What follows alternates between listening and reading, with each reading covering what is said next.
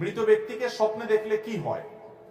মৃত ব্যক্তিকে আপনি যদি স্বপ্নে দেখেন তাহলে সেক্ষেত্রে দুইটা অবস্থার কোন একটা হবে।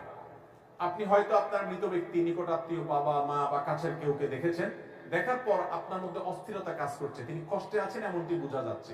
ধরুন তিনি খুব ক্ষীণকায়, খুব চিকনা, ক্ষুধার্ত, কষ্ট পাচ্ছেন, আপনার কাছে কিছু চাচ্ছেন বা এমন কিছু যেটা দেখে আপনার মানসিক অস্থিরতা বেড়ে গেছে, আপনি মনে করছেন তিনি বোধহয় কষ্টে আছেন। তাহলে আপনি তার পক্ষ থেকে প্রথমত আল্লাহর কাছে মাফ চাইবেন, ইস্তিগফার করবেন, চোখের পানি ফেলে আল্লাহর কাছে দোয়া করবেন, আল্লাহ আপনি ওনাকে মাফ করেন। দ্বিতীয়ত, আল্লাহ যতটুকু তৌফিক দিয়েছেন দান সাদাকা করবেন তার তরফ থেকে। মৃত ব্যক্তির জন্য আরো যা যা করা যায়, উমরা করা, হজ করা, দান দক্ষিণা করা, যতটুকু তৌফিকে আছে ততটুকু তার পক্ষ থেকে করবেন। সবচেয়ে বেশি করবেন দোয়া।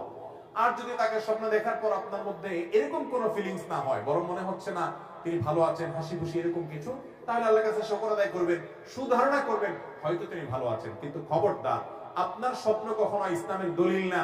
আপনি স্বপ্নে কাউকে দেখলেন যে হ্যাঁ সে এরকম কোন পরিস্থিতি আছে, বোধহয় সে আযাবের মধ্যে আছে, এটা দিয়ে আপনি ফতোয়া দিয়ে দিলেন যে লোকটা জাহান্নামে আছে, এরকম করার কোনো সুযোগ।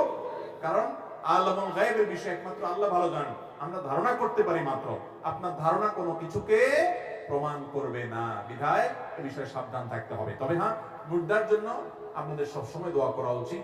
এ ধরনের পরিস্থিতি হলে তাদেরকে বেশি দেখলে আরো বেশি দোয়া বাড়াবো এবং তাদের জন্য আমরা আল্লাহকে